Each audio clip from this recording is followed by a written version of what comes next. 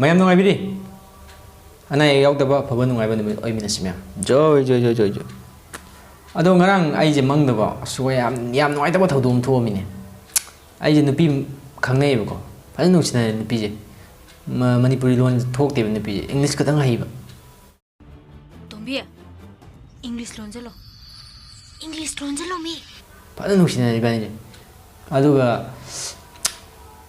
ai na pam daba thabak se haidi ado bu pam koi adegi among koi sum torok pai te mang je ko adeina mongda kanom da wai am tang phongdong ninge ba yam emotional oina haidi ai ga tang nuksibiu haibigi haining bam lei ko Eibu hingkhora Eibu Ckhrora Eibu hingkhora haibra Eibu Ckhrora haibra haining e baina ado aina english ka mai hai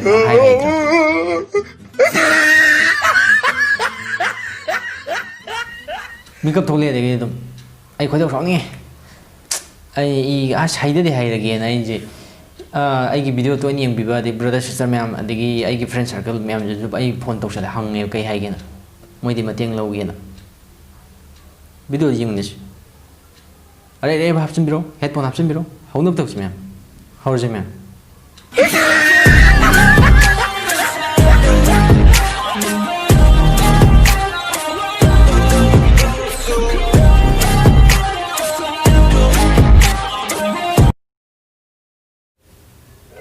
से आप संपर्क करना चाहते हैं वह अभी switched off है कृपया कुछ समय पश्चात प्रयास करें अरे कहना क्या चाहते हो आपके द्वारा डायल किया गया नंबर अभी व्यस्त है seriously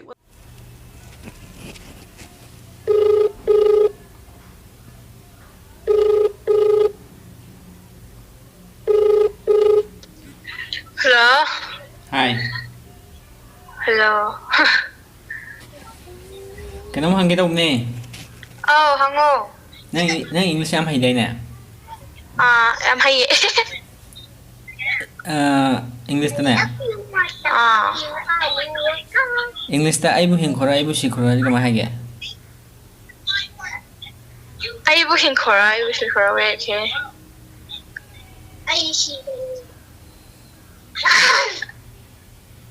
Shall I die? Shall I?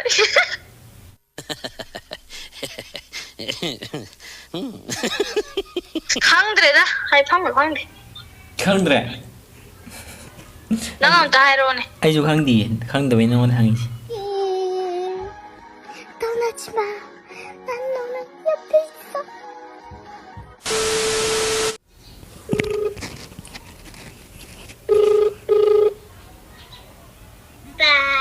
Hello bro. hi Oh bro, tay. ai ka mai nang man ting pa pang ro Ai yai bro. Ai. na english hai bin tro Ah, Eibu hingkhora Eibu Ckhrora english ka mai hai ge Eibu hingkhora Eibu Ckhrora.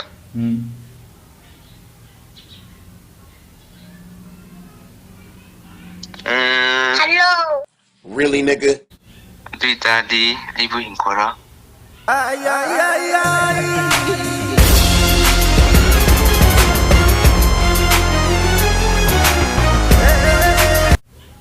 Khang de da bro dudi. Eibu hingkhora. Ado English lo do ke nom ta ta ni. Ai ngale khalla hai ke bro. Cái đó ai nang khangdre ko ya le 뭐지 Haidoino ba horen video an theng ji bye bye bro रुको जरा सबर करो Haidoino 베스트 때 내가 좀 야스 당연히 ai ka nom hai ge 하러 tay nang english hai bro ni sai Ibrahim kai doroge Eibu hingkhora Eibu Ckhrora ja english ka mai Eibu hingkhora Eibu Ckhrora ja Eibu hingkhora Eibu Ckhrora ja Eibu hingkhora No, no, no, no.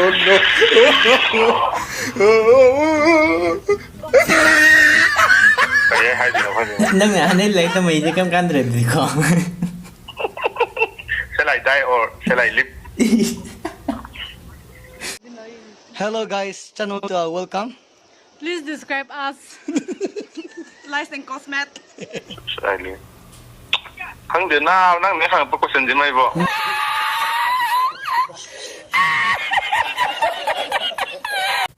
Kmai Haidoino, Eibu hingkhora, Eibu Ckhrora, by Kmai Haidoino, Khang Bia. The person you are calling is currently busy. Please call again later. After Please, please. I don't have any time for any gossip now. Eh? Yes. Look at him. Hello? Hello. Wala phone to lang mo mal. Oh, ay phone to may nang payak tre.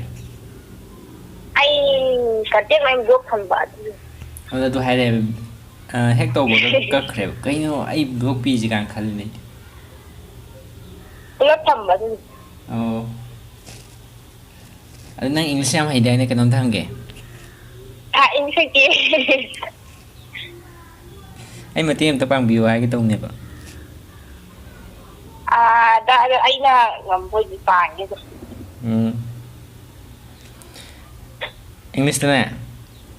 Asimatay hairam ko lang Eibu hingkhora, Eibu Ckhrora. Kmai hai ge ba. Ngarang je pa Ako na. sige dah hambu ke. Hang. Hambu ke sige. Shall I live or shall I die? Shall I live or shall I die? Shall I live or shall I die hay? Nói chuyện hay đấy được không? Tôi giờ này nói ngược luôn cái hai từ nữa. Ay wa kala da azuri kaddu.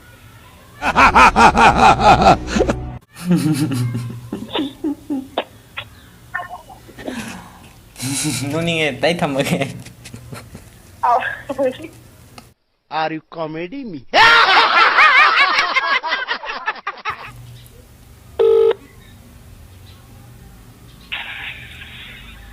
Hi.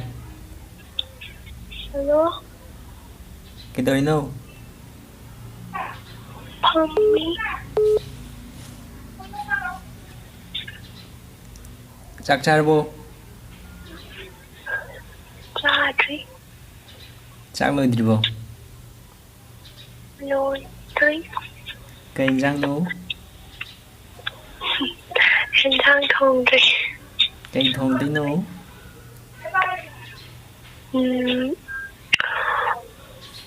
Không đi. Anh mà tiêm nó bằng bì ra. Okay. Anh cái nông hay là kêu con. Eibu hingkhora, Eibu Ckhrora, English Kmai ge. Yeah, Ronin hay mani nadi. Ay hay tre. I do hate you. আজ বলবে হঠাৎ কেউ এসে হেসে আলতো চোখে চোখে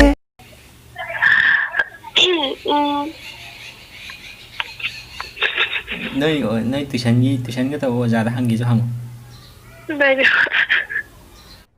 अरे कहना क्या चाहते हो? Bye bye.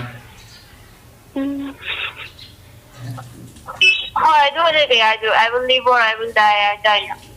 Offending na Eibu hingkhora, Eibu Ckhrora. I will live or I will die. Yeah. Kenapa ada no? Oh भाई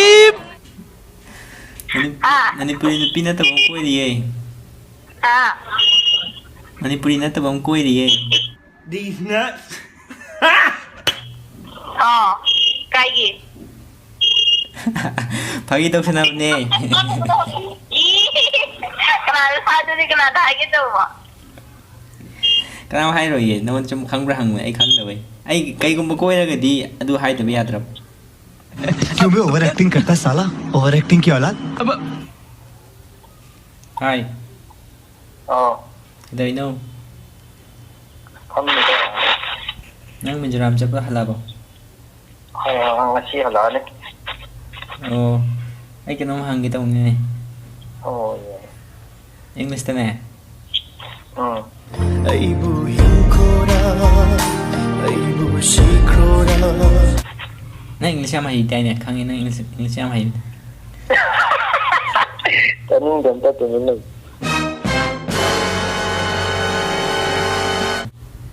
Eibu hingkhora, Eibu Ckhrora.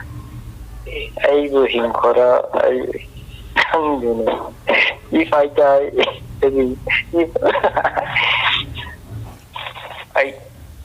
will I die or will I live? Good. Oh, yeah. I know that mo hangin nga ako. Hangama. Si karihay. Tumba. Mithai pochai ya manung da si English karihay. Ay. Kya baat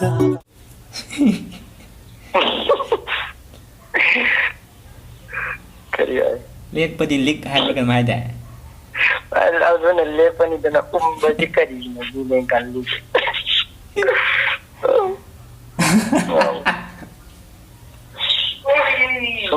Mi na ko. Ay imanaw da hangya ko. Ba si kay na sinya. Ay di am lu na hang ko. Ma di ta da zan. Is adu am na da bo rotan ni kay no ha da chagi go ni. Pumba da man kali sina pumba. What's up, Pumba? I think I'm not going to rotan ni kay no ha da chagi go. 2,000 years later. Maduni niya ko na karang ri si. Nang han le English ta mai like ta mai je sila lo mang ya. Na ko ni mangan ba pamoy na. Really, nigga?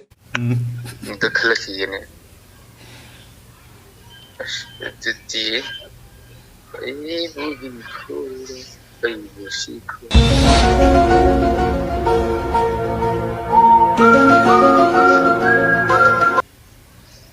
Kumakain niya dito.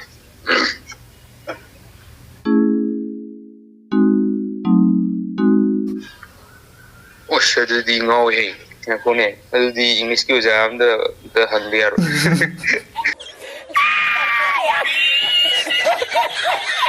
Itu ay kata ahora con los dos sacos de arroz.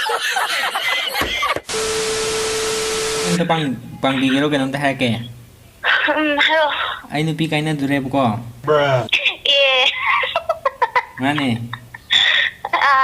Na English phazna hayro. Ya, you kira kira to. English ti ko yo na.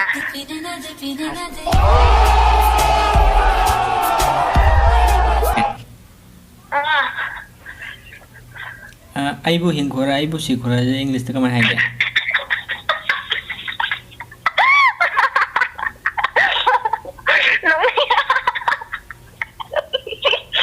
Anh ngầm rồi bà. Ai cái Ade holen video thengna je ko. na tu cái nó rồi đấy này. Thang là cô đâu, thang là cô đâu. Thame bye bye. Thang là cô đâu. तब तक हो अमुक्त शौकीनो मोमो नोक लगो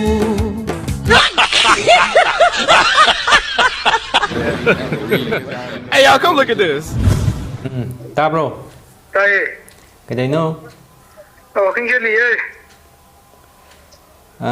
Ai mà tiêm ta bang rồi cái ta hai cái nhắm lại mà tiêm ta. English ta nè. Ha? English ta nè.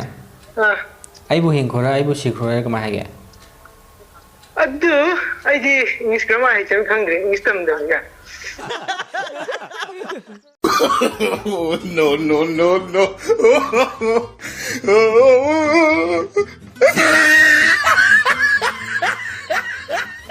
Ai ta ching na khang de. Brother ma'am, makha da comment option khang ba yaw sister ma'am jo. Adu sister.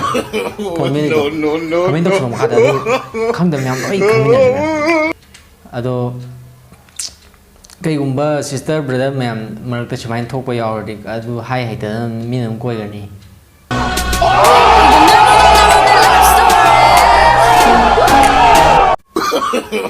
No. Tôi ngasi di sana. Thang video. Bye bye. Eibu hingkhora Eibu Ckhrora